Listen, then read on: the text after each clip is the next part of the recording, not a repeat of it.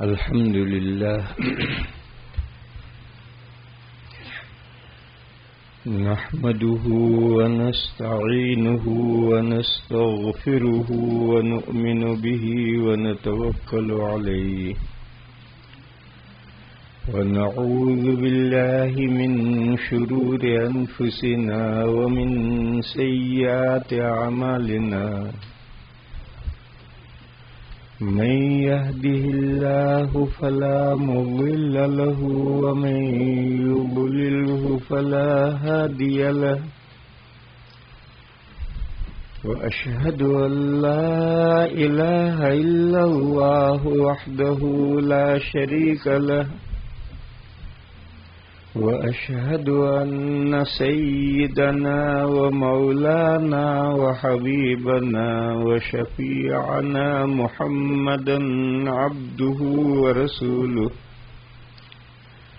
أرسله إلى الناس كافة بشيرا ونذيرا وداعيا إلى الله بإذنه وسراجا منيرا صلى الله تعالى عليه وعلى آله وصحبه وبارك وسلم تسليما كثيرا كثيرا وبعد فأعوذ بالله من الشيطان الرجيم سبحان الذي خلق الأزواج كلها مما تنبت الأرض ومن أنفسهم ومما لا يعلمون صدق الله مولانا.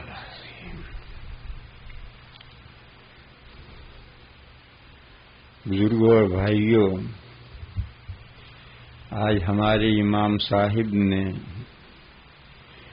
یاسین شریف کے ذریعے پوری تراویح پڑھائی. درمیان میں یہ ایک آیت آئی. اس آیت کے تعلق سے چند باتیں گوش گزار کی جا رہی ہیں. یاسین شریف وہ سورت ہے جو مردوں پر پڑھی جاتی ہے. مردوں پر پڑھی جاتی ہے یعنی قریب المرگ پر پڑھی جاتی ہے. جیسے ہمارے یہاں مدرسوں میں جب آخری سال میں دوہرے میں طالب علم پہنچ جاتا ہے تو ہم اسے مولوی عبد الرحمان کہتے ہیں. ابھی مولوی کہاں بنا، ابھی تو 1 سال باقی ہے مولوی بننے میں. مگر تمام مدرسوں میں طریقہ یہی ہے کہ جب دوہرے میں طالب علم داخل ہو گیا اور دوہرے کا سال شروع ہو گیا تو اب اسے عبد الرحمان کہہ کر نہیں پکاریں گے، مولوی عبد الرحمان یہ کام کرنا. 1 سال پہلے سے مولوی لگا دیتے ہیں. اسی طریقے پر ابھی مرا نہیں ہے، سکرات میں ہے، یا سکرات بھی ابھی پوری طرح سے شروع نہیں ہوئی ہے، لیکن بظاہر اب یہ اٹھ کر بیٹھے گا نہیں، بظاہر یہ مرے ہی گا. تو اس کو حدیثوں میں مردہ کہا گیا. یہ کہا کہ اپنے مردوں پر یاسین شریف پڑھو. اس کا کوئی یہ مطلب سمجھے کہ جب بالکل مر جائے، روح قبض ہو جائے، اب سب یاسین شریف پڑھنے بیٹھے ہیں، یہ مطلب نہیں ہے. اسی طرح کی ایک دوسری حدیث ہے، اس میں بھی لوگ اس کا مطلب سمجھنے میں غلطی کرتے ہیں. یہاں تو کوئی غلطی نہیں کرتا، مگر ایک دوسری حدیث ہے، اس کے سمجھنے میں کچھ لوگ غلطی کرتے ہیں. حدیث شریف یہ ہے، لقنوا موتاکم لا الہ الا اللہ. اپنے مردوں سے لا الہ الا اللہ کہلواؤ. اور دوسری حدیث میں ہے کہ من کان آخر کلامہ لا الہ الا اللہ دخل الجنہ. جس کی آخری بات لا الہ الا اللہ ہو وہ جنت میں جائے گا. تو یہ جو ہے کہ اپنے مردوں سے لا الہ الا اللہ کہلواؤ، اس حدیث کا مطلب یہ بریلوی حضرات یہ سمجھتے ہیں کہ جب مردے کو دفن کر دو اور قبر پر مٹی بھر کر قبر بند ہو جائے تو اب ایک آدمی قبر پر کھڑا ہو کر اس سے یاد دلائے گا کہ وہ فلاں یاد کر کہ تو دنیا میں مسلمان تھا اور لا الہ الا اللہ پڑھتا تھا. وہ اس حدیث پر یوں عمل کرتے ہیں. حالانکہ اس حدیث شریف کا مطلب یہ ہے کہ مرنے سے پہلے اس سے لا الہ الا اللہ کہلواؤ، اور مردہ اس لیے کہا گیا ہے کہ وہ مرنے ہی والا ہے. تو دونوں حدیثوں میں اپنے مردوں پر یاسین شریف پڑھو، اس کا مطلب ہم بھی اور بریلوی بھی یہ سمجھتے ہیں کہ مرنے سے پہلے یاسین پڑھو، اور اپنے مردوں سے لا الہ الا اللہ کہلواؤ، اس کا مطلب وہ یہ سمجھتے ہیں کہ قبر جب بند ہو جائے تب اسے لا الہ الا اللہ کہلواؤ، یاد دلاؤ. حالانکہ اس حدیث کا مطلب بھی یہی ہے کہ مرنے سے پہلے اسے لا الہ الا اللہ کہلواؤ. اور دوسری حدیث میں ہے کہ جس کا دنیا کا آخری کلام لا الہ الا اللہ ہوگا وہ جنت میں جائے گا. بہرحال یاسین شریف وہ سورت ہے جو مردوں پر پڑھنے کا حکم ہے. اس میں لوگ ایک بہت بڑی غلطی کرتے ہیں، بہت بڑی غلطی. جب سکرات شروع ہو جاتی ہے اور آدمی کو ہوش ہی نہیں رہتا، بھان نہیں رہتی، اب 2-3 آدمی مل کر یاسین پڑھنا شروع کرتے ہیں، اور تب ایک آدمی 2-3 آدمی مل کر زور زور سے کلمہ پڑھنا شروع کرتے ہیں. یہ بہت بڑی غلطی ہے اور بہت بڑی بھول ہے. یاسین شریف کب پڑھنی ہے؟ مریض کو ابھی ہوش ہے، اگر عربی جانتا ہے تو جو یاسین شریف پڑھو گے اسے سنے گا، سمجھے گا. اور اگر یاسین شریف اگر وہ عربی نہیں جانتا تو سنے گا اور اس کی برکت اسے پہنچے گی. 100% فائدہ نہیں ہوگا، ہاتھ فائدہ اس کو ہوگا، برکت پہنچے گی. دیکھو قرآن کریم کتاب ہدایت ہے. وہ ہدایت کب بنتی ہے؟ جب اسے ہم سمجھیں، پڑھیں اور سمجھیں تو کتاب ہدایت بنتی ہے. اور اگر ہم تلاوت کریں اور سمجھیں کچھ نہیں تو ثواب ملتا ہے، ہر حرف پر 10 نیکیاں ملتی ہیں. لیکن وہ جو کتاب ہدایت ہونا ہے یہ فائدہ تو حاصل نہیں ہوگا سمجھے بغیر. ٹھیک اسی طرح سے سمجھو کہ اگر بیمار عرب ہے، عربی زبان جانتا ہے اور ابھی اس کو بھان ہے، ہوش ہے، اور اس کے پاس میں ایک یا آدمی بیٹھ کر یاسین شریف پڑھ رہا ہے اور وہ سن رہا ہے اور اس کا معنی سمجھ رہا ہے تو یاسین شریف کا پورا فائدہ اسے ہوگا. اور اگر ہم جیسا ہے عربی نہیں جانتا اور ایک آدمی پڑھ رہا ہے تو سن رہا ہے، سمجھ کچھ نہیں رہا ہے، بس پورا فائدہ تو حاصل نہیں ہوگا، لیکن یاسین شریف کی پڑھنے کی برکت اسے ضرور حاصل ہوگی.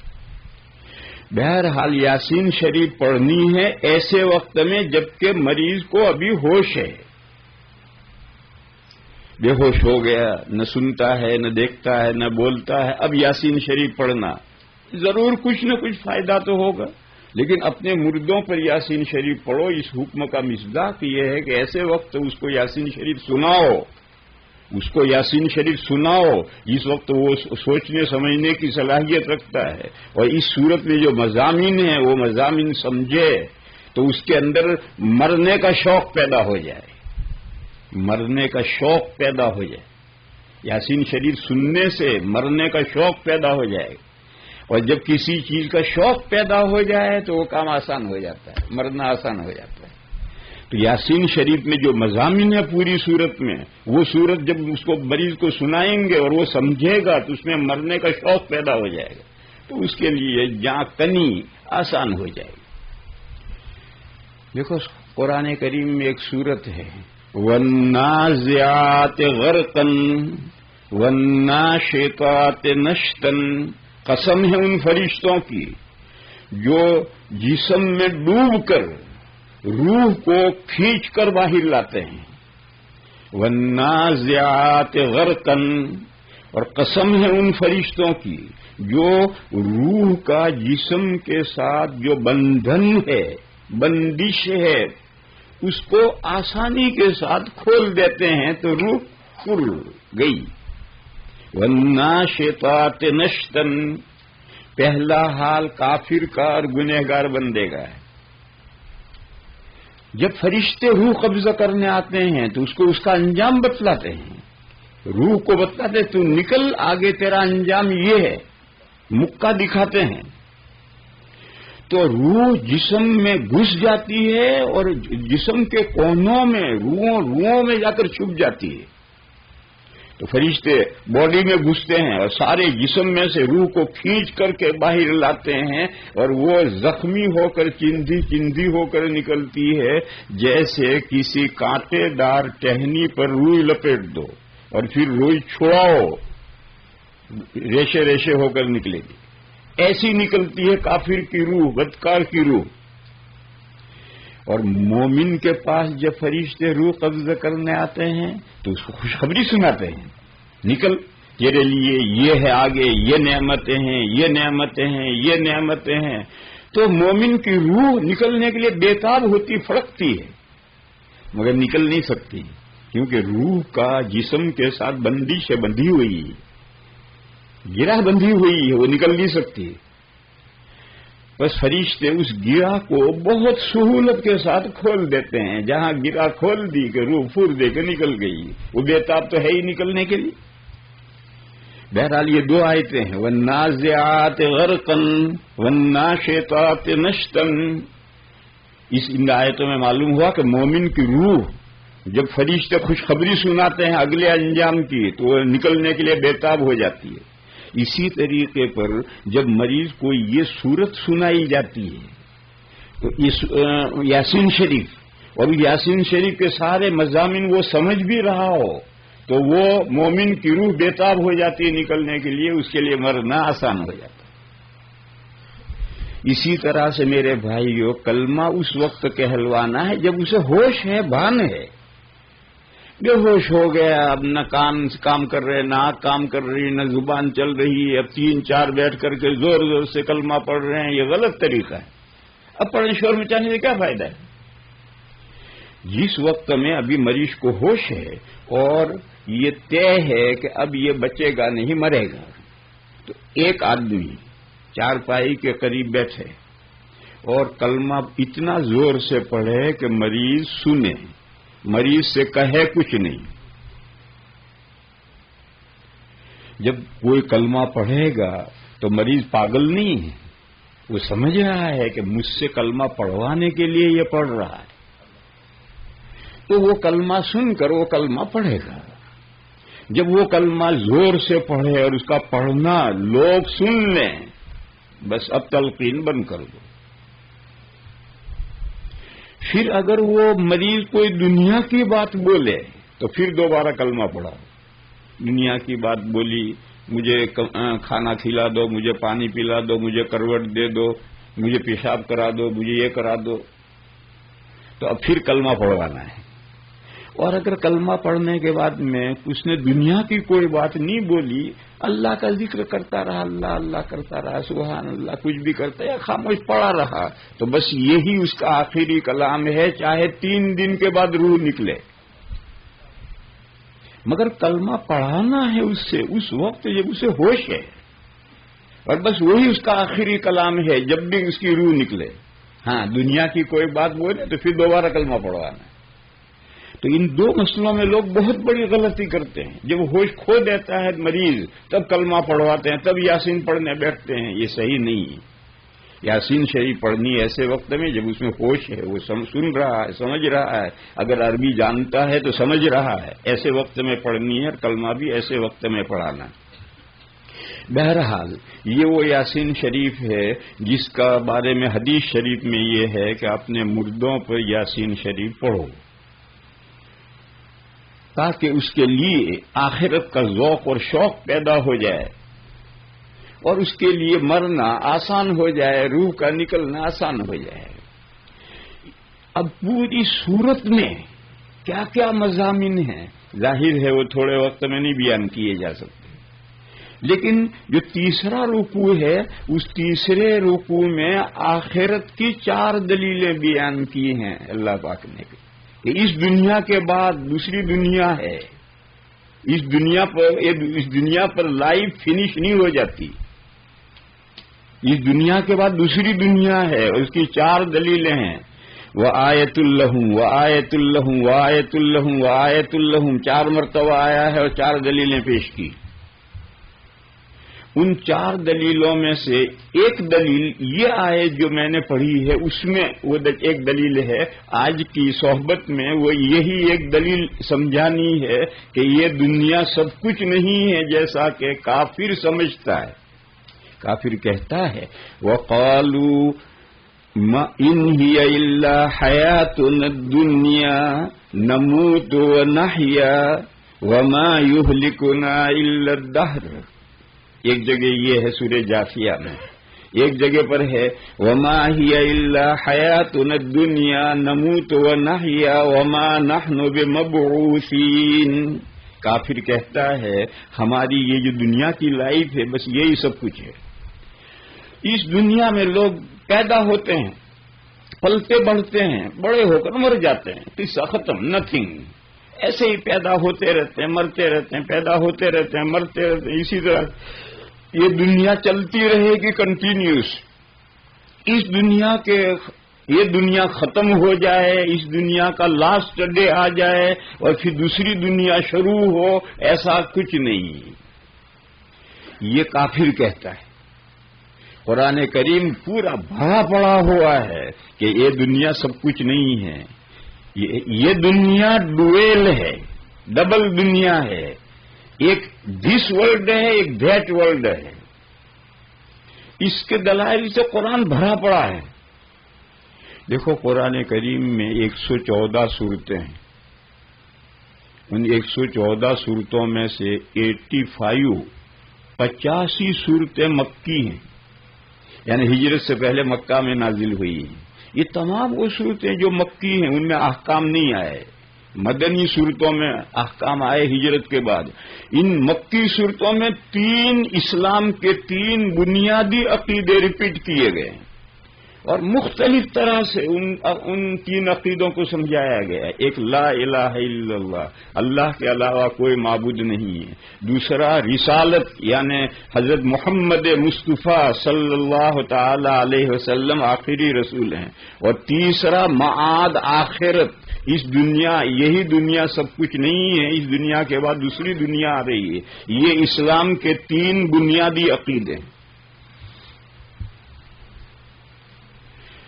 مکی صورتیں 85، ان 85 صورتوں میں یہی 3 عقیدے مختلف طرح سے دلائل کے ذریعے سے سمجھائے گئے ہیں۔ یاسین شریف بھی مکی صورتوں میں سے، اس میں بھی یہ معاد کا، آخرت کا جو عقیدہ ہے، اس عقیدے کو پوری صورت میں وہی عقیدہ ہے۔ اور بیچ میں تیسرے رکوع میں 4 دلیلیں ہیں اس پر کہ اس دنیا کے بعد دوسری دنیا آ رہی ہے۔ ان 4 دلیلوں میں سے ایک دلیل اس آیت میں ہے۔ آیت پاک کیا ہے؟ سبحان الذی خلق الازواج کلھا، پاک ہے وہ ذات جس نے ساری ہی چیزوں کو جوڑا جوڑا بنایا ہے۔ کوئی چیز کائنات میں بے جوڑ نہیں ہے، ہر چیز کا جوڑا ہے۔ اگر جوڑا ہونے سے پاک ہے کوئی ذات تو اللہ کی ذات ہے، وہ اللہ کی ذات پاک ہے، ان کا کوئی جوڑا نہیں۔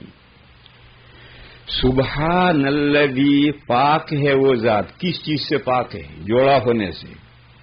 الذی خلق الازواج کلھا، جس ذات نے سبھی چیزوں کو جوڑا جوڑا بنایا ہے۔ مما تنبت الارض، زمین جو چیزیں اگاتی ہے ان میں بھی اللہ نے جوڑا جوڑا بنایا ہے۔ ومن انفسکم، اور تمہارے ذاتوں کے بھی جوڑے جوڑے بنائے ہیں۔ ومما لا تعلمون، اور جن کائنات کو تم نہیں جانتے ہو ان کے بھی اللہ نے جوڑے جوڑے بنائے ہیں، ہر چیز جوڑا جوڑا ہے۔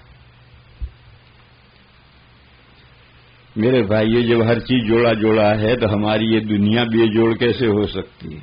لا محالہ اس دنیا کا بھی جوڑا ہے، وہ جوڑا اس کا آخرت ہے۔ یہ دلیل ہوئی کہ اس دنیا کے بعد آخرت آنی ہے۔ جب کائنات میں کوئی چیز بغیر جوڑے کے نہیں ہے تو یہ دنیا بغیر جوڑے کے کیسے ہوگی؟ آخرت کے بغیر کیسے ہوگی؟ یہاں رک کر ایک سمجھو، جب ہم لفظ جوڑا بولتے ہیں تو ہمارے ذہنوں میں نر مادہ کا خیال آتا ہے، میل فیمیل، یہ خیال آتا ہے جب ہم جوڑا بولتے ہیں۔ یہ جو لفظ جوڑا کا اور عربی میں لفظ زوج کا ناقص تصور ہے۔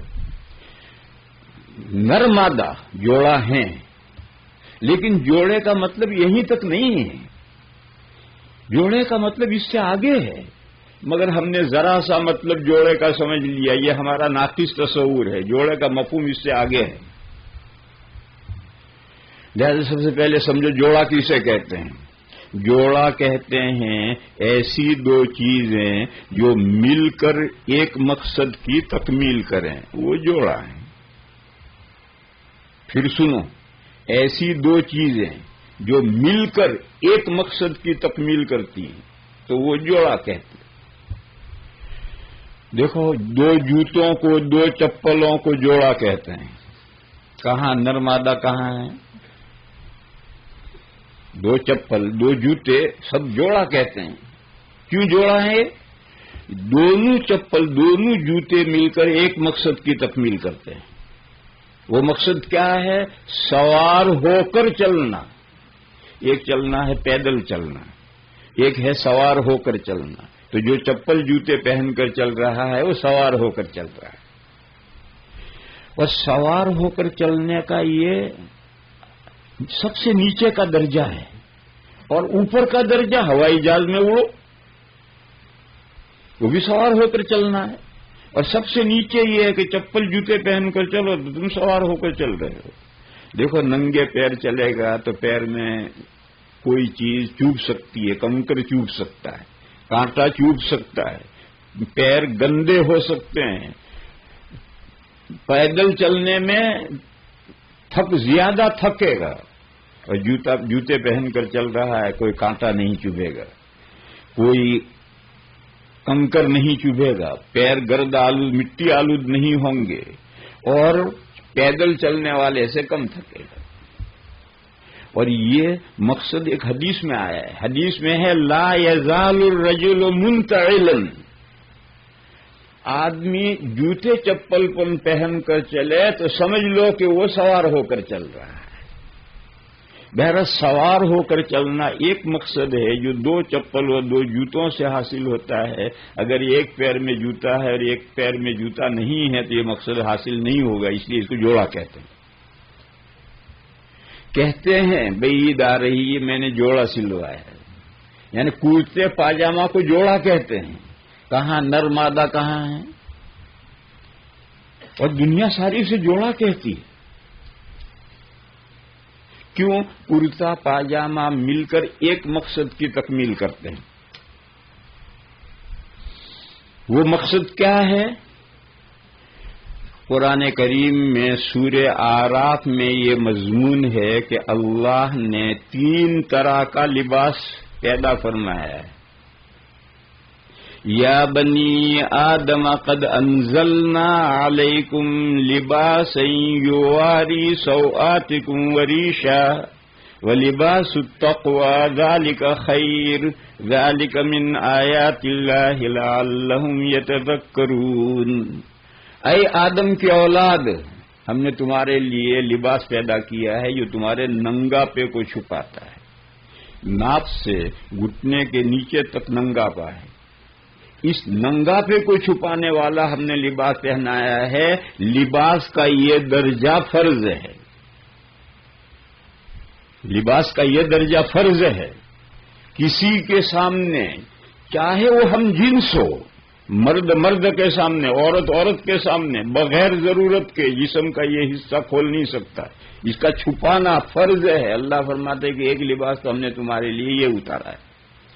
دوسرا لباس ہم نے تمہارے لیے اتارا ہے ریش، ریش کے معنی ہیں پرندوں کے پر. کبوتر پروں کے ساتھ وہ کتنا خوبصورت معلوم ہوتا ہے، پر اکھاڑ دو سارے کتنا بھونڈا معلوم ہوگا. تو اللہ نے ایک لباس پیدا کیا ہے جو آدمی کو مزین کرتا ہے. وہ لباس پہن کر لوگوں پبلک لائف میں آئے تو ہر آدمی اس کو دیکھ کر خوشی محسوس کرے کہ بھی بہت اچھا بندہ ہے، اچھے لباس پہن کر آئے. یہ کرتا پاجامہ پہنو اور سر پہ ٹوپی اوڑھو یا امامہ باندھو، یہ پرندے کے پروں کے مانند لباس ہے. جیسے پرندے کے سر پر بھی پر ہوتے ہیں، کبوتر کے سر پر بھی پر ہوتے ہیں، انسان کے سر پر بھی پگڑی یا امامہ ہونا چاہیے اور کرتا پاجامہ پہنو. اس کو جوڑا کہتے ہیں. ایک مقصد کیا ہے؟ آدمی کو مزین ہونا. آدمی مزین کب ہوگا؟ جو کرتا پاجامہ اور سر پہ ٹوپی اوڑھ کر یا امامہ باندھ کر آئے تو وہ شاندار مزین ہوگا. اور صرف لنگی پہن کر کے سڑک پر آ جائے تو لوگ کہیں گے بدتمیز ہے، اچھا نہیں معلوم ہوتا. کوئی یہ کہے کہ ٹوپی تو جوڑے میں نہیں ہے، کوئی یہ سوچے کہ کرتا پاجامہ کو جوڑا کہتے ہیں، ٹوپی جوڑے میں کہاں ہے؟ ضمناً ہے. آپ لوگ تو گھروں میں کپڑے دھوتے ہو، ہم لوگ اپنے یہاں دھوبیوں کے یہاں کپڑے دھلواتے ہیں. تو جب ہم جوڑا ڈالتے ہیں دھوبی کے یہاں تو وہ کرتے پاجامہ کا چارج کرتا ہے، ٹوپی کا چارج نہیں کرتا. کہ ٹوپی کے پیسے الگ نہیں لیتا، وہ جوڑے کے اندر ٹوپی انکلوڈ ہوتی ہے. بس اگر ٹوپی کا ذکر نہ بھی کیا جائے تو ٹوپی ہے اس میں. یہ جو مزین ہونے والا لباس ہے، یہ لباس پھر دو طرح کا ہے. ایک آرڈینری لباس، دنیا میں بے حساب لباس ہیں، کوئی بھی لباس ہو. اور ایک لباس ہے لباس التقوی، پرہیزگاری کا لباس. پرہیزگاری کا لباس یعنی اللہ کے پرہیزگار بندوں کا لباس، اللہ کے نیک بندوں کا لباس. اور وہ پرہیزگاری کا لباس اس لیے ہے کہ پرہیزگار بندوں کا، نیک بندوں کا لباس پہنو گے تو تمہارے اندر پرہیزگاری پیدا ہوگی. یہ لباس پرہیزگاری پیدا کرے گا. پھر قرآن نے کہا ذالک خیر، دس از اے ویری گڈ. یعنی یہ لباس کے 3 درجے ہیں، اس میں جو تیسرا درجہ ہے ویری گڈ. پرہیزگاروں کا لباس، نیک بندوں کا لباس پہنو، مزین بھی بنو گے اور اندر تقوی اور پرہیزگاری پیدا ہوگی.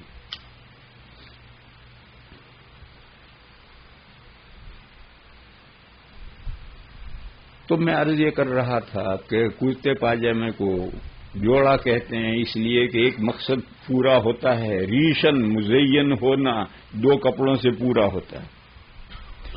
بہرحال یہ 2 مثالیں یہ بات سمجھنے کے لیے کافی ہیں کہ جوڑے کے لیے نر مادہ ہونا ضروری نہیں ہے. نر مادہ بھی جوڑا ہیں. کیوں جوڑا ہیں؟ ایک مقصد کی تکمیل کرتے ہیں. کیا مقصد ہے؟ نسل آگے بڑھانا. گھوڑی کے ساتھ گھوڑا ہوگا، بھینس کے ساتھ بھینسا ہوگا، بکری کے ساتھ بکرا ہوگا، عورت کے ساتھ مرد ہوگا، مرد کے ساتھ عورت ہوگی. تو ان حیوانات کی نسلیں آگے بڑھیں گی، اور وہ نہیں ہوں گی تو نسلیں نہیں بڑھیں گی. اللہ سب کچھ کر سکتے ہیں، وہ قادر مطلق ہیں. بغیر ماں باپ کے پیدا کر سکتے ہیں، بغیر ماں کے پیدا کر سکتے ہیں، بغیر باپ کے پیدا کر سکتے ہیں. مگر اللہ کی سنت یہ ہے کہ حیوانات میں نر مادہ کے ذریعے سے نسل کو آگے بڑھاتے ہیں. اللہ کی سنت یہ ہے. ایک مقصد ہے نسل آگے بڑھانا، یہ ایک مقصد نر مادہ مل کر پورا کرتے ہیں، لہذا یہ بھی جوڑا. لیکن جوڑے کا مفہوم اسی میں خاص نہیں ہے. جوڑے کا مفہوم اس سے آگے ہے، جیسا کہ میں نے سمجھایا. قرآن کریم میں ایک جگہ پر ایک مثال ہے. سورہ ذاریات میں وَالسَّمَاءَ بَنَيْنَاهَا بِأَيْدٍ وَإِنَّا لَمُوسِعُونَ. قسم ہے آسمان کی، بنایا ہم نے آسمان کو اور بے شک ہم اس کو بہت لمبا چوڑا بنانے والے ہیں. ایک تو آسمان ایک طرف رکھو، والارض مددناها فنعم الماہدون، اور قسم ہے زمین کی، بچھایا ہے ہم نے اس زمین کو، اور ہم بہترین زمین کو بچھانے والے ہیں۔ دوسری مثال ایک طرف کرو، زمین، آسمان اور زمین جوڑا ہے، آسمان اور زمین جوڑا ہے، ایک مقصد کی تکمیل کرتے ہیں۔ وہ ایک مقصد کیا ہے؟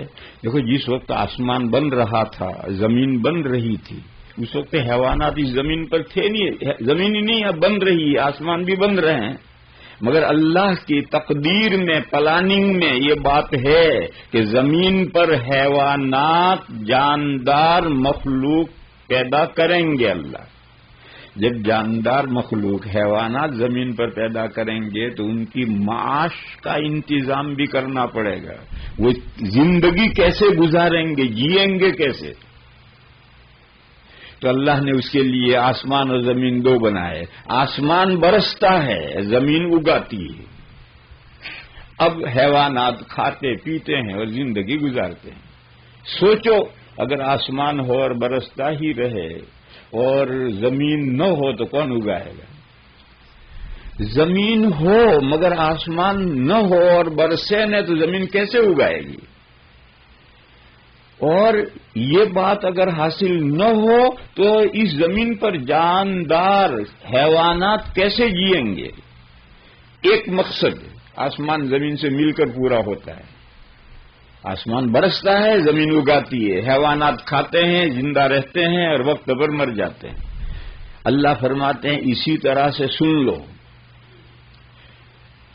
وَالْأَرْضَ فَرَشْنَاهَا فَنِعْمَ الْمَاهِدُونَ وَمِن كُلِّ شَيْءٍ خَلَقْنَا زَوْجَيْنِ لَعَلَّكُمْ تَذَكَّرُونَ، اسی طرح سے ہم نے ہر چیز کا جوڑا جوڑا بنایا ہے تاکہ تمہیں یاد آئے۔ لعلکم تذکرون، ہو سکتا ہے تمہیں یاد آئے، تم یاد کرو۔ کیا یاد آئے؟ کہ اس دنیا کے ساتھ دوسری دنیا اس کا جوڑا ہے، اور یہ دو دنیایں مل کر ایک مقصد کی تکمیل کرتی۔ ایک مقصد کیا ہے؟ تکلیف اور جزا۔ یہ تکلیف اردو کا لفظ نہیں، عربی کا لفظ ہے۔ عربی میں تکلیف کے معنی ہیں اللہ نے بندوں کو مکلف بنایا ہے، احکام دیے ہیں۔ مکلف مخلوقات کو، انسانوں کو اور جنات کو، بھینسوں کو، ہاتھی کو، ان کو کوئی احکام نہیں دیا، وہ مکلف مخلوق نہیں ہے۔ ان کو جس مقصد کے لیے پیدا کیا ہے اسی مقصد میں وہ لگے ہوئے ہیں، یہی ان کی بندگی ہے۔ اور انسانوں کو اور جنات کو اپنی مرضی سے بندگی کرنی، مرضی سے بندگی کرنی تو اللہ نے احکام دیے کہ یہ کرو، یہ مت کرو۔ یہ کرنا بھی بندگی ہے اور یہ نہ کرنا بھی بندگی ہے۔ نماز پڑھنا جیسے بندگی ہے، چوری نہ کرنا بھی بندگی ہے۔ یہ اللہ نے احکام دیے۔ اب جب احکام دیے تو اب دو قسم کے بندے ہوں گے، ایک وہ ہیں جو اللہ کے احکام کے مطابق زندگی گزارتے ہیں، اور ایک وہ ہیں جو اللہ کے احکام کا پالن نہیں کرتے۔ ظاہر ہے کہ جو اللہ کے احکام کے مطابق زندگی کو گزارتے ہیں ان کو جزائے خیر ملنی چاہیے، لڈو ملنا چاہیے کھانے کے لیے، اور جو اللہ کے احکام کی خلاف ورزی کرتے ہیں ان کو مرغا بنانا چاہیے، ڈنڈے پڑنے چاہیے۔ مگر اس دنیا میں تو کچھ نہیں ہو رہا۔ اس دنیا میں تو اللہ کے احکام کا جو پالن کرتے ہیں ان کو کوئی انعام نہیں مل رہا، جو اللہ کے احکام کی خلاف ورزی کرتے ہیں انہیں کوئی سزا نہیں مل رہی۔ بس اگر یہی دنیا ہو، آگے کوئی دوسری دنیا نہ ہو تو اندھیر نگری چوپٹ راجا، ٹکے سیر بھاجی ٹکے سیر کھا جائے۔ اللہ کی یہ نگری اندھیر نگری نہیں، بس لامحالہ اس دنیا کے بعد دوسری دنیا چاہیے تاکہ اچھائی کرنے والوں کو دوسری دنیا میں جزائے خیر ملے اور برائی کرنے والوں کو دوسری دنیا کے اندر سزا ملے۔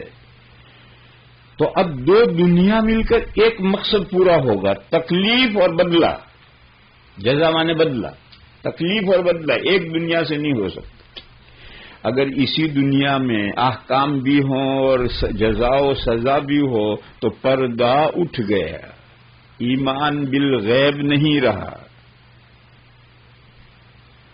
جو ہی مسجد سے نکل کر کے دروازے پر پہنچے ہاتھ میں لڈو آ گیا، اور جو ہی کوئی برائی کی کہ غیب سے ایک ریپٹ پڑا تو برائی کون کرے گا؟ اور ہر آدمی مسجد میں آئے گا.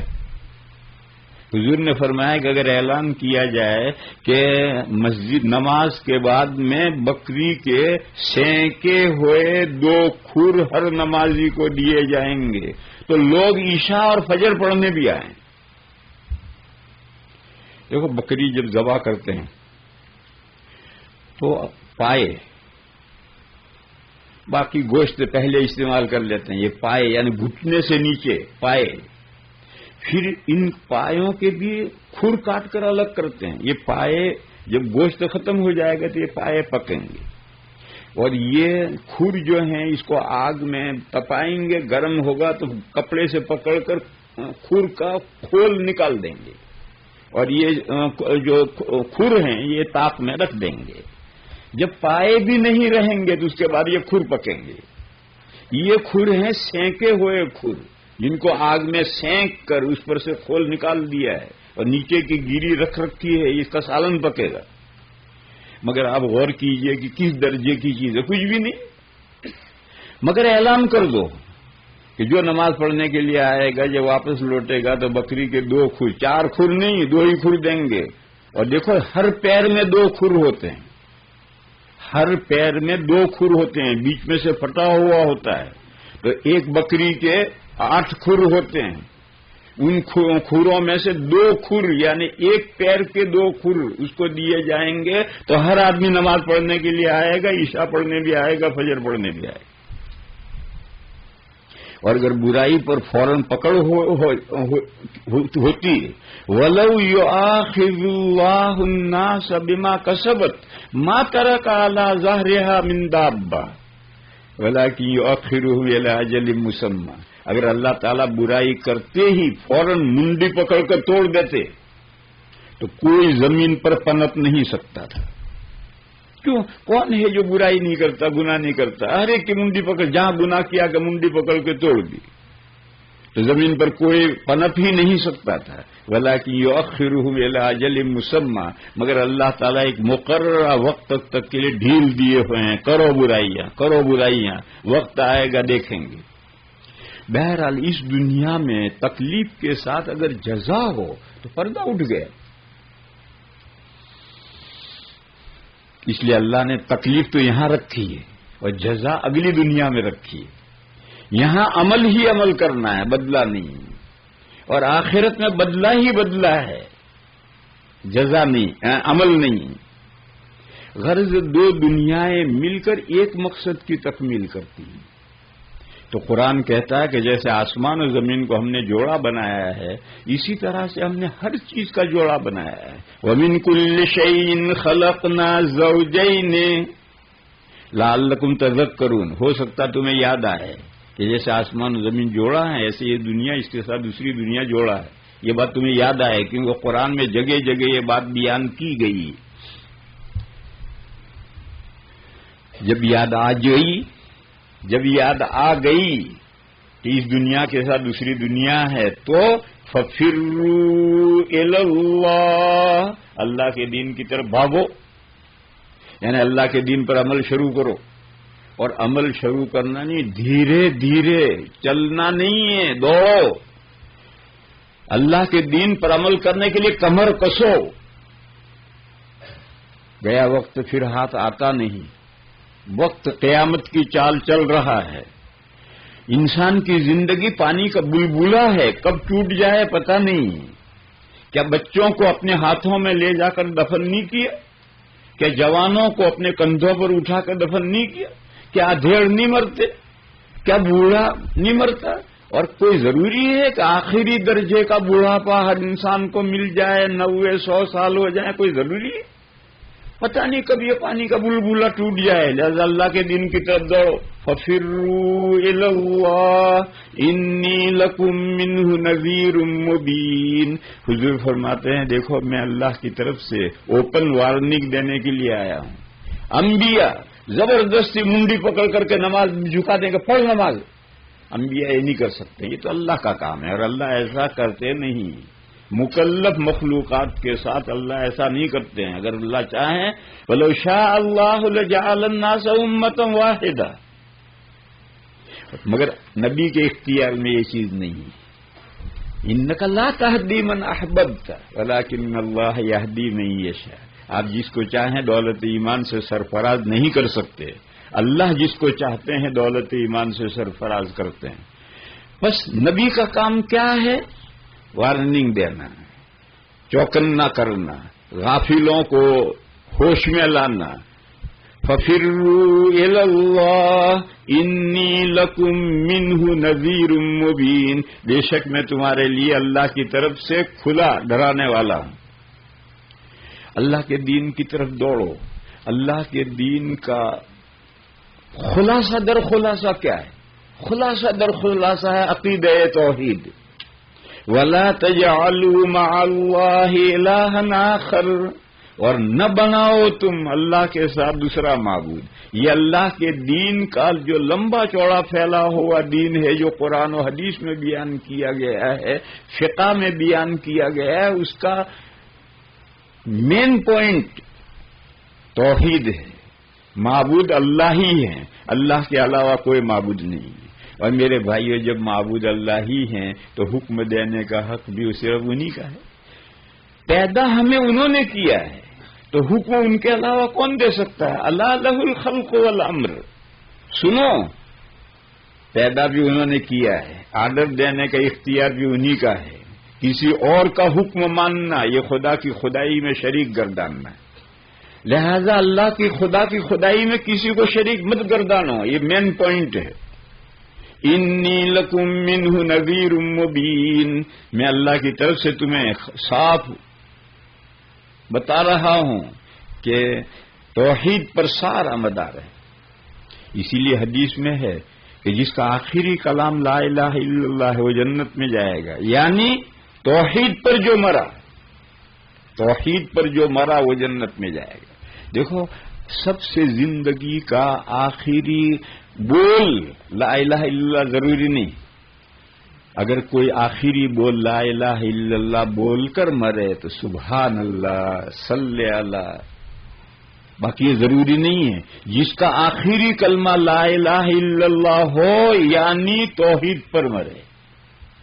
کبھی ایسا ہوتا ہے کہ ایکسیڈنٹ ہو جاتا ہے اور آنن فانن آدمی ختم ہو جاتا ہے، لا الہ الا اللہ کہنے کا موقع نہیں ملتا. لیکن تھا مومن تھا تو لا الہ الا اللہ پر مرا.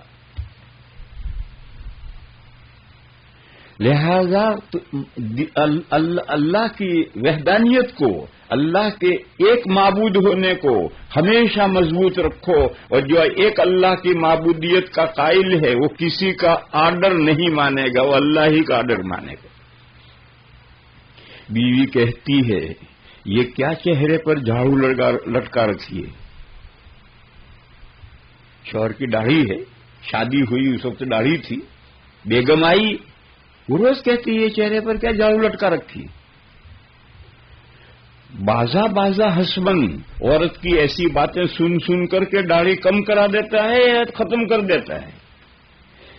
اور معبود تو اللہ ہیں، اللہ کے علاوہ تو کسی کا امر آرڈر نہیں ہے. تو نے کیوں وائف کا آرڈر کیوں مان لیا؟ تو نے تیری خدا ہے وہ. اذان ہو گئی، وقت ہو رہا نماز کا، وقت جا رہا ہے نماز کا. نفس کہہ رہا ہے ارے یار سو جا، 9 بجے فجر پڑھ لی. اور آدمی نے مان لیا اور چادر لمبی تان کر کے سو گیا. کیا تیرا نفس تیرا خدا ہے؟ تو نے اپنے نفس کی کیوں مانی؟ خدا تو وہ ہے، وہ تو کہہ رہا ہے اٹھ پڑھ نماز. تو نے اس کے بجائے نفس کی کیوں مانی؟ نفس کو خدا بنایا تو نے.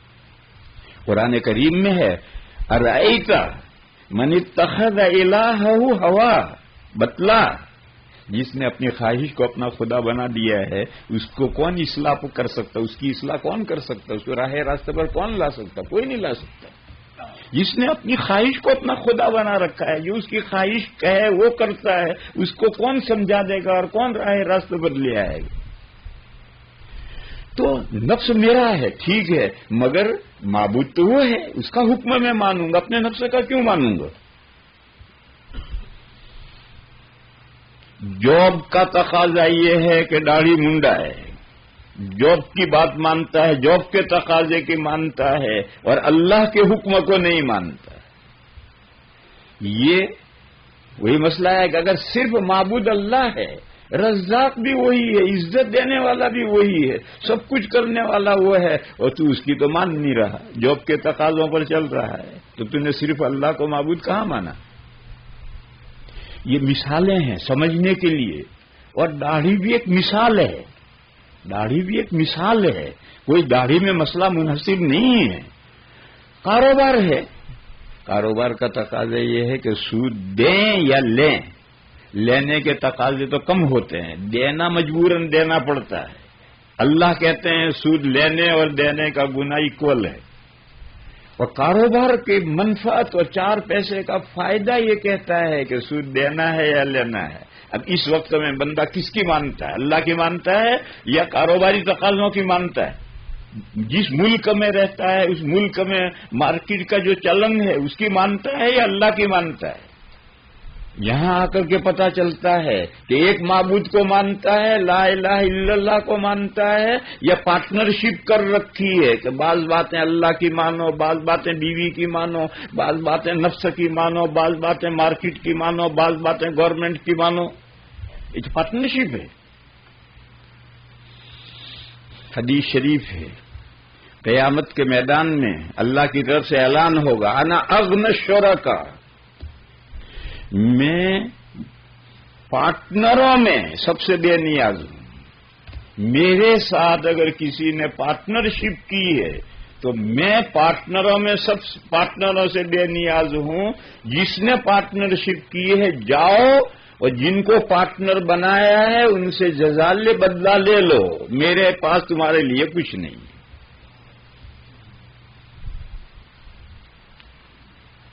بہرحال میرے بھائیوں میں کہہ یہ رہا تھا کہ اللہ جل شانہ و من والہ نے یہ کائنات دوہری بنائی ہے. یہ کائنات نہیں، یہ دنیا دوہری بنائی ہے.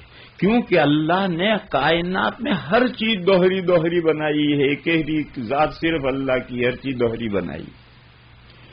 اور میں نے یہ کہا تھا کہ اس دنیا میں عمل کرو، بدلہ آگے دنیا میں پاؤ. اس سلسلے میں ایک تھوڑا قاعدہ سنو.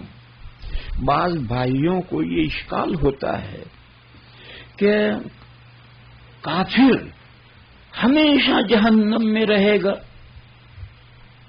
یہ تو بہت زیادہ سزا معلوم ہوتی ہے، انصاف کے خلاف سزا معلوم ہوتی ہے.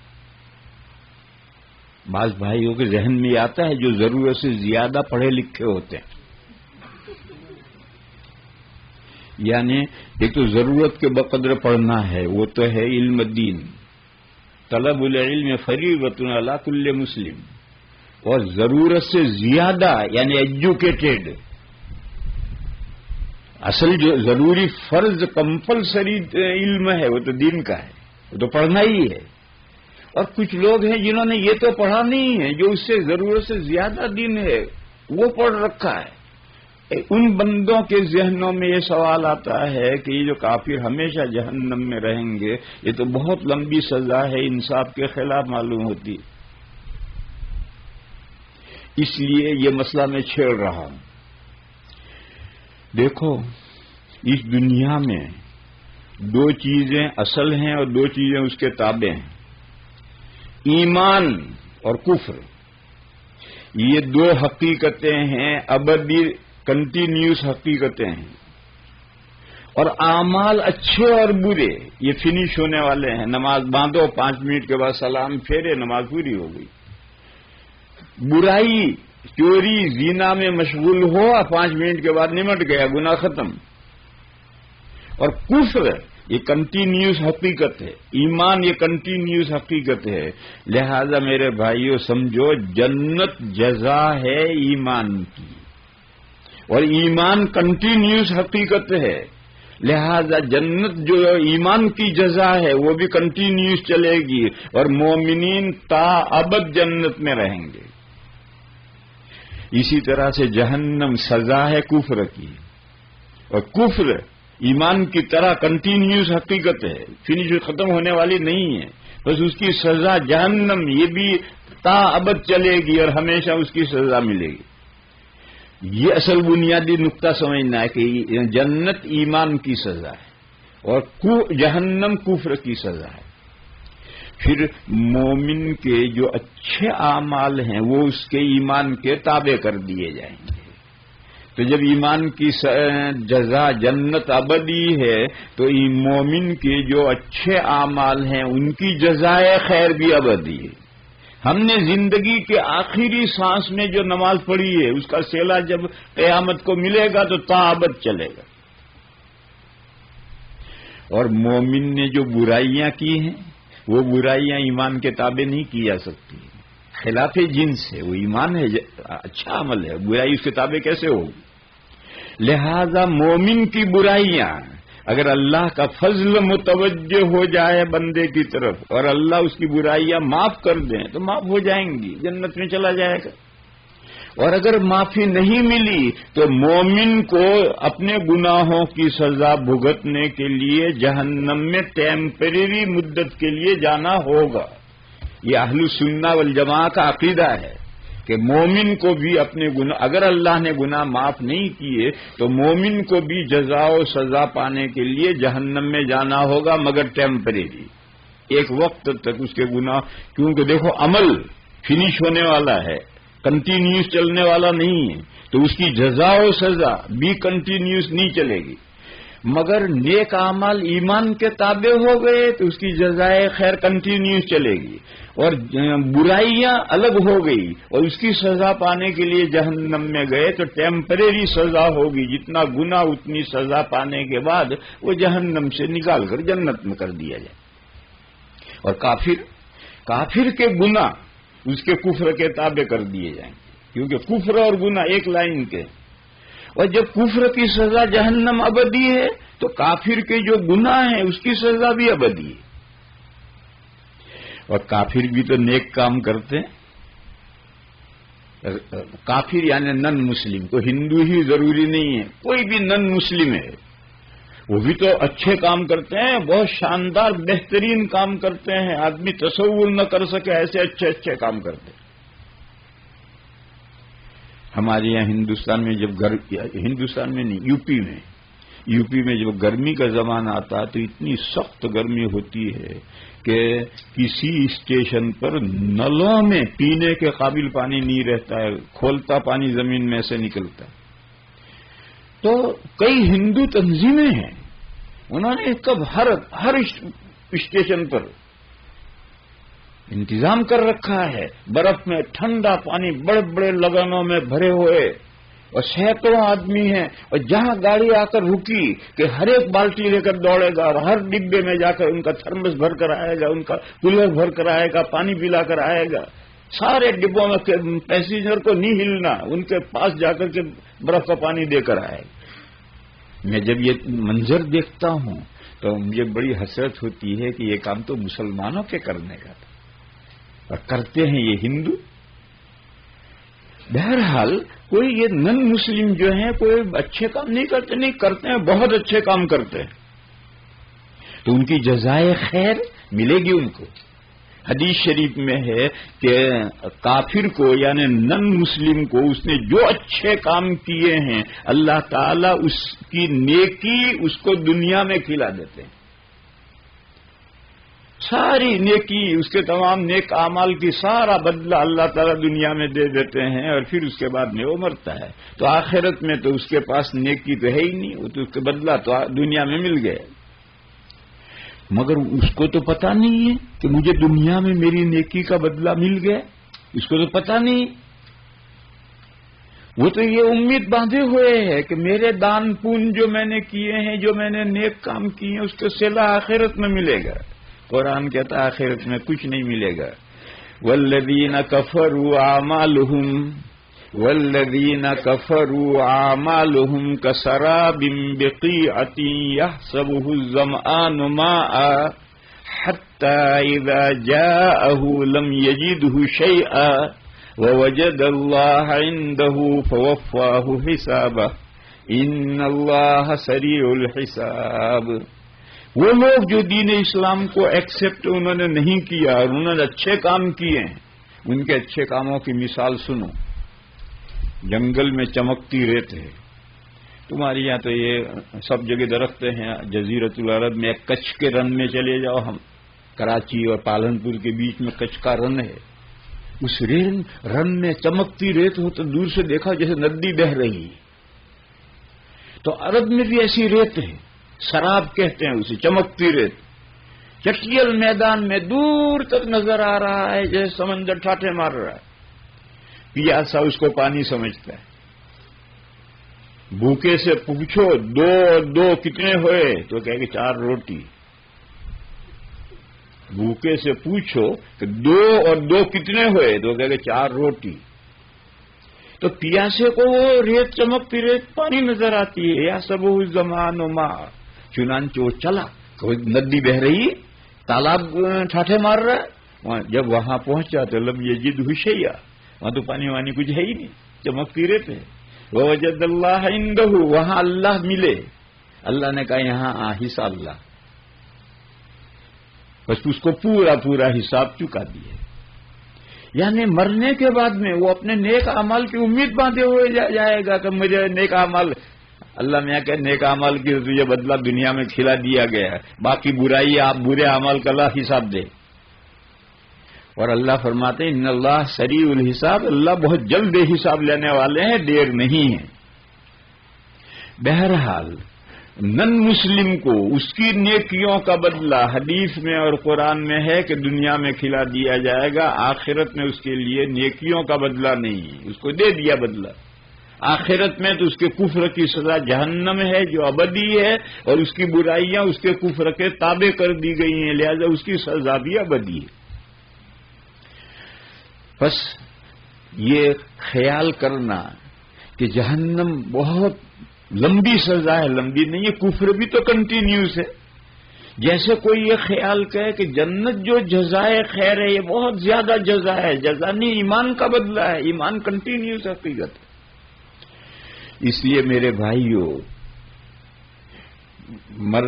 اس صورت پاک میں یہ مضمون آیا، اور مرنے والے کے سامنے جب یاسین پڑھی جاتی ہے تو اس کو یہ سنایا جاتا ہے کہ سمجھ لے یہ دنیا جو آج تیری دنیا ختم ہو رہی ہے، اب تجھے موت نظر آ رہی ہے، قبر میں تو نے پیر لٹکا لیے ہیں، ڈر مت، افسوس مت کر، اس کے بعد دوسری دنیا ہے، 2 دنیاؤں کا جوڑا ہے۔ قدرت نے کائنات میں ہر چیز کا جوڑا بنایا، تو اس دنیا کا بھی جوڑا ہے، تیری جزائے خیر آگے۔ ان الذین قالوا ربنا اللہ تتنزل علیہم الملائکہ الا تخافوا ولا تحزنوا وابشروا بالجنۃ التی کنتم توعدون، بے شک وہ بندے جنہوں نے کہا ہمارا پروردگار اللہ ہے۔ ان الذین قالوا ربنا اللہ، جب یہ کہا ہے تو اس کے تقاضے پورے کرنے ہیں۔ میرے بھائیوں، آج ہم میں سے کچھ لوگ کہتے تو زبان سے ہیں ربنا اللہ، ہمارا پروردگار اللہ ہے، مگر پھر اللہ کی ہر بات مانتے نہیں، اللہ کے علاوہ کی بھی مانتے ہیں، حالانکہ چاہیے جب ربنا اللہ کہا ہے تو ہر بات اللہ کی ماننی ہے۔ ان پر فرشتے اترتے ہیں، تتنزل علیہم الملائکہ، ان پر فرشتے اترتے، کب اترتے ہیں؟ موت کے قریب میں۔ پوری زندگی میں فرشتے نہیں اترتے، جب موت کا وقت نزاع اور سکرات شروع ہو جاتی تو فرشتے اترتے ہیں، تتنزل علیہم الملائکہ، اور وہ فرشتے آ کر کیا کہتے ہیں؟ لا تخافوا ولا تحزنوا، ڈرو مت، غم مت کھاؤ۔ ڈر کائے کا ہوتا ہے؟ آگے جو حالات پیش آتے ہیں اس کا ڈر ہوتا ہے۔ آدمی چلا جنگل میں اکیلا رات میں، اب ڈرتا ہے کہ آگے معلوم نہیں کوئی درندہ مل جائے، سانپ مل جائے، کیا ہو جائے، جن بت مل جائے، تو آگے حالات جو ہوتے اس کا ڈر، اور پیچھے جو کچھ ہو گیا اس کا غم ہوتا ہے۔ جیب میں گھر جا کر ہاتھ ڈالا تو والیٹ نہیں ہے، اوہو $1000 تھے، پتہ نہیں والیٹ کہاں گر گیا۔ اب غم ہوگا. تو فرشتے آ کر کہتے ہیں لا تخافوا ولا تحزنوا، آگے جو معاملات پیش آئیں گے اس سے ڈرو مت، اور پیچھے جو دنیا چھوٹے گی اس کا غم مت کرو. وَأَبْشِرُوا بِالْجَنَّةِ الَّتِي كُنْتُمْ تُوعَدُونَ، اور خوشخبری سن لو اس جنت کی جس جنت کا تم سے وعدہ کیا جاتا تھا. پورا قرآن جنت کے وعدوں سے بھرا پڑا ہے. تم نے اللہ کے احکام پر عمل کیا ہے، ان اعمال پر جو تمہیں جنت کا وعدہ ہے اس کی خوشخبری سن لو. وہ جنت تمہیں ملا چاہتی ہے. بس روح نکلی اور جنت میں پہنچے. جب کسی نئی جگہ جاتے ہیں تو آج کل امریکہ میں ایئرپورٹ ایسی مصیبتیں بن گئے ہیں کہ ڈپارچر بھی مشکل اور ارائیول بھی مشکل. ایسے بھول بھلیاں سارے ایئرپورٹ بنا دیے ہیں. تو اگر کوئی چھوڑنے آتا ہے دوست تو کوئی پریشانی نہیں ہوتی ہے، وہ گیٹ تک چھوڑ جاتا ہے. کوئی ریسیو کرنے آتا ہے کوئی پریشانی نہیں ہے، وہ لے کر چلا آتا ہے. تو اب ہم اس دنیا سے دوسری دنیا میں پہنچیں گے، وہاں ہمارا ساتھ کون دے گا؟ تو فرشتے کہتے ہیں نحن اولیاؤکم، ہم تمہارے کارساز ہیں، تمہارے ساتھ ساتھ رہیں گے. اور وہ کہتے ہیں کہ جب تم دنیا میں تھے تب بھی تمہارے کام ہم ہی بناتے تھے، اور مرنے کے بعد بھی تمہارے کام ہم ہی بنائیں گے. نحن اولیاؤکم فی الحیات الدنیا وفی الآخرہ. دیکھو اس دنیا میں بھی ہمارے کام فرشتے بناتے ہیں. اللہ نے فرشتوں کی ڈیوٹیاں لگا رکھی ہیں ہر انسان کے ساتھ، مومن کے ساتھ نہیں، ہر انسان کے ساتھ. لہو معقبات من بین یدیہ ومن خلفہ یحفظونہ من امر اللہ. اللہ کے حکم سے وہ فرشتے لگائے گئے ہیں، ان کی ڈیوٹیاں بدلتی رہتی ہیں اور وہ اللہ انسان کی حفاظت کرتے ہیں. تو فرشتے کہتے ہیں کہ نحن اولیاؤکم فی الحیات الدنیا وفی الآخرہ، ہم تمہارے کارساز ہیں دنیا میں بھی اور آخرت میں بھی. لہذا گھبرانا نہیں ہے، اگلی دنیا میں سب کام تمہارے ہم بنائیں گے. وَلَكُمْ فِيهَا مَا تَشْتَهِي أَنفُسُكُمْ، اور جب تم جنت میں پہنچو گے تو جنت میں تمہارا جو جی چاہے گا تمہیں ملے گا. ایک دیہاتی نے کہا مولوی جی جنت میں بیڑی بھی ملے گی نہیں ملے گی؟ جو جی چاہے گا ملے گا، وہ بیڑی پینے کا عادی ہے. تو مولانا صاحب نے کہا کہ اگر تیرا جی چاہے گا یہ گندی چیز پینے کو تو ضرور تجھے بیڑی ملے گی، مگر جلانے کے لیے جہنم میں جانا پڑے گا، کیونکہ جنت میں آگ نہیں ہے، آگ وہی ہے جا جلا کر کے پی کر آئے. وَلَكُمْ فِيهَا مَا تَشْتَهِي أَنفُسُكُمْ وَلَكُمْ فِيهَا مَا تَدَّعُونَ، اور جنت میں تمہارے لیے ہر وہ چیز ہوگی جو تم آرڈر دو گے. بس تمہارے منہ سے آرڈر نکلا اور وہ چیز حاضر ہے. درخت ہے، تم کھڑے ہو تو اس کے پکے پھل ہاتھ لمبا کر کے توڑ لو. بیٹھے ہو تو شاخ خود جھک کر آئے گی، بیٹھے بیٹھے توڑ لو. لیٹے ہو تو شاخ اور جھک کر آئے گی، لیٹے لیٹے پھل توڑ لو. وَلَكُمْ فِيهَا مَا تَدَّعُونَ. اور یہ جو نعمت جنت اور جنت کی نعمتیں ہیں نزلا من غفور الرحیم، یہ نہایت بخشنے والے نہایت مہربان اللہ کی طرف سے یہ مہمانی کے طور پر ہے. جب مہمان کو بڑا آدمی آتا ہے تو میزبان بڑا رسپیکٹ کرتا ہے، اور ہمارے گھر کی خواتین 2 دن پہلے سے پکانا شروع کرتی ہیں، سموسا پکا رہی ہیں، یہ کرا رہی ہیں، وہ کر سب فریج بھر دیتی ہیں. حالانکہ مہمان کھائے گا 2 روٹی اور 2 بوٹی، مگر اس کے لیے 2 دن سے عورتیں تیاری کرتی ہیں. وہ نہیں جانتی کہ یہ سب مہمان اتنا نہیں کھا سکتا، سب جانتی ہیں، مگر نہیں رسپیکٹ، اس کی رسپیکٹ میں سب کرنا پڑتا ہے. یہ قصہ سن لو بات ختم کریں. ہمارے یہاں دیوبند میں ایک بڑے آدمی گزرے ہیں مولانا عثمان صاحب، چیئرمین، حضرت شیخ الہند کے نواسے تھے، اور 30 سال تک الیکشن لڑے بغیر، ہندو مسلمان متفق تھے، ہمیشہ بغیر الیکشن کے وہی چیئرمین رہتے تھے جب تک وہ زندہ رہے. ایک مرتبہ ضلع میں کلیکٹر آیا، ڈی ایم آیا، تو ڈی ایم اپنے ضلع کا دورہ کرنے نکلے گا تو دیوبند آیا، تو مولانا عثمان صاحب دیوبند کے چیئرمین تھے، ان کی ضروری تھا کہ ان کو استقبال کریں، ویلکم کہیں، اپنی ٹی پارٹی دیں، بدائے۔ خیر ٹی پارٹی دی، کلیکٹر آ کر بیٹھا، دسترخوان پر تکلفات ہوتے ہی ہیں، اور ایسے موقع پر مہمان یہی کا فریضہ ہے کہ وہ شکریہ ادا کرے۔ تو ڈی ایم نے کہا مولانا آپ نے بہت تکلف کر دیا، میں بہت ناچیز معمولی آدمی ہوں، میرے لیے اتنے سارے تکلفات آپ نے کر لیے۔ طریقہ ہے کہنے کا۔ پھر جب وہ کہہ چکتا ہے تو پھر میزبان کا بھی فرض ہے جواب دینا۔ نہیں نہیں، آپ ڈبل پیسہ ہیں، سنگل بھینسا ہیں، آپ کے لیے تو سب ہونا ہی چاہیے، ایسا کہنے کا بھی رواج ہے۔ تو مولانا عثمان صاحب بڑے منہ پھٹ تھے، کسی کی پرواہ نہیں کرتے تھے۔ انہوں نے جواب دیا، کہا سن بے کلیکٹر، میں جانوں کہ تو یہ سب نہیں کھا سکتا، مگر میں نے یہ سب جمع کیا ہے تاکہ تجھے دکھاؤں کہ دیکھ بے بھینس، تیرے لیے میں نے اتنا جمع کیا۔ اب کلیکٹر کو کاٹو تو خون میں نکلے۔ تو میزبان جانتا ہے کہ جتنا پکایا جا رہا ہے وہ مہمان نہیں کھائے گا، مگر کرنا پڑتا ہے، اس کو دکھانا ہے کہ دیکھ بے بھینس، تیرے لیے میں نے اتنا پکایا ہے۔ تو قرآن کہہ رہا ہے کہ جو جنت ہے اور جنت کی نعمت ہے، نزولا من غفور الرحیم، نہایت بخشنے والے، نہایت مہربان اللہ کی طرف سے یہ مہمانی کے طور پر جنت تیار کی گئی ہے مومنین کے لیے اور اچھے کام کرنے والوں کے لیے۔ اس لیے میرے بھائیوں، اس دنیا میں وقت کو ضائع نہیں کرنا چاہیے۔ وقت قیامت کی چال چل رہا ہے، زندگی بلبلا ہے، کب ٹوٹ جائے پتہ نہیں، گیا وقت پھر ہاتھ آتا نہیں۔